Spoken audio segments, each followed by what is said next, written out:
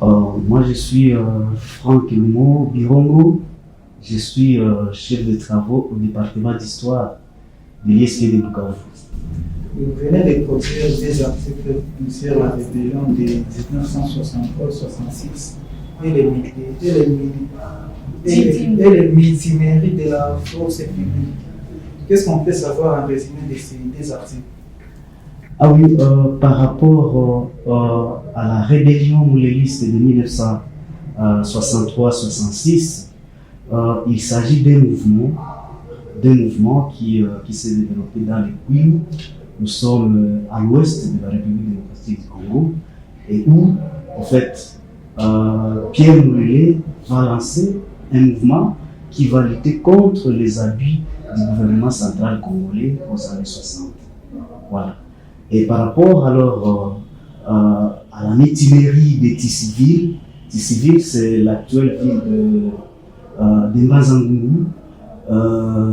En fait, les militaires étaient déçus, fâchés de voir que les civils ont eu une promotion politique, les civils avec lesquels ils étaient ensemble, qui se sont retrouvés ministres, les autres se sont retrouvés dans des cabinets, mais les militaires sont restés, les militaires congolais qui sont nombreux, sont restés sous la dépendance, sous le commandement des officiers belges. Et alors ces militaires voulaient dire, écoutez, comme les civils ont eu la promotion générale sur le plan politique, et nous autres, nous les militaires, nous devons aussi en fait, être promis et nous ne voudrons plus être dirigés par des officiers, commandés par des officiers belges. Nous devons nous commander de là. Et quel rapport s'établissait entre ces deux situations du passé et la situation actuelle de la RDC? S'il y a eu la rébellion mouléliste, comme je l'ai dit tantôt, c'est que les politiciens,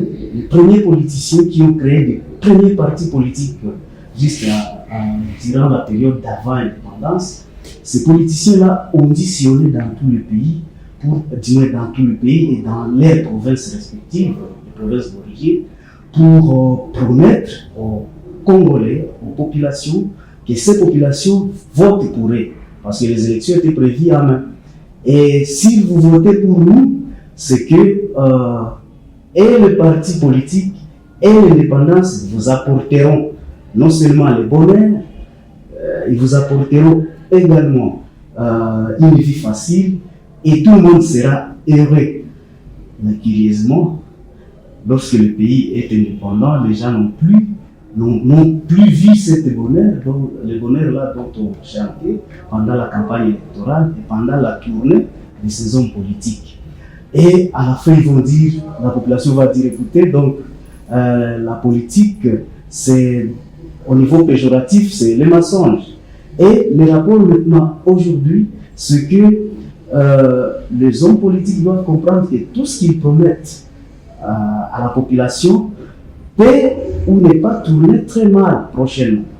C'est-à-dire, vous avez dit, vous allez construire des routes, vous allez assurer un enseignement gratuit, primaire et secondaire, eh bien, il faut passer à la réalisation. Mais dès lors que vous ne réalisez pas vos promesses, eh bien, ça va créer des frustrations, ça va provoquer des mécontents et des déceptions, et cela peut inciter les gens à prendre les armes et à créer des rébellions. Voilà. Donc, il y a des rapports et on peut conseiller donc aux animateurs des institutions de tenir la parole qu'ils ont donnée à la population. Ouais. Dans ce même ordre d'idée, quelles sont vos recommandations pour que l'histoire de l'année 63 ne puisse pas se répéter dans les prochaines générations? Les années 60-65, ce sont des années d'instabilité politique au Congo, des années de crise. Mais notre auteur avait même dit que le Congo c'est un pays de rébellion. Mais pour que ces rébellions ne se répètent pas, ne se reproduisent plus, moi je pense qu'il faut d'abord qu'il y ait la bonne gouvernance. Que ceux-là qui gèrent les institutions, que ce soit provincial, que national, qu'ils gèrent en toute honnêteté et qu'ils évitent les détournements. Ça va réduire les tensions et les frustrations. Mais il faut aussi qu'il y ait une bonne répartition des ressources sociales, des ressources économiques. Et parmi ces ressources, il y a les ressources que nous produisons, les ressources minières et consorts.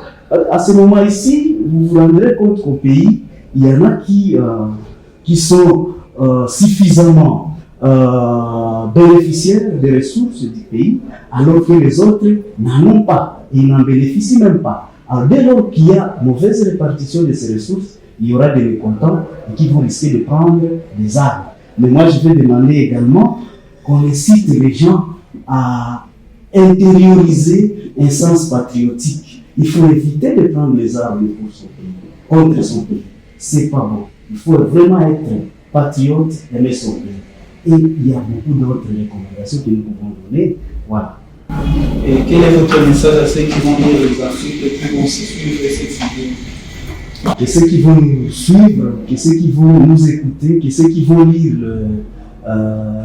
nos articles produits, qu'ils intériorisent tout ce que nous avons dit, qu'ils comprennent que l'histoire du Congo, c'est une histoire qui est caractérisée par des hauts et des bas, et que même si nous avons connu des rébellions, mais nous n'aurons pas à connaître des rébellions de manière éternelle. Le Congo, c'est une terre où il fait bon pour la vie, où il fait bon pour vivre, et que prochainement nous pensons qu'il y aura un avenir.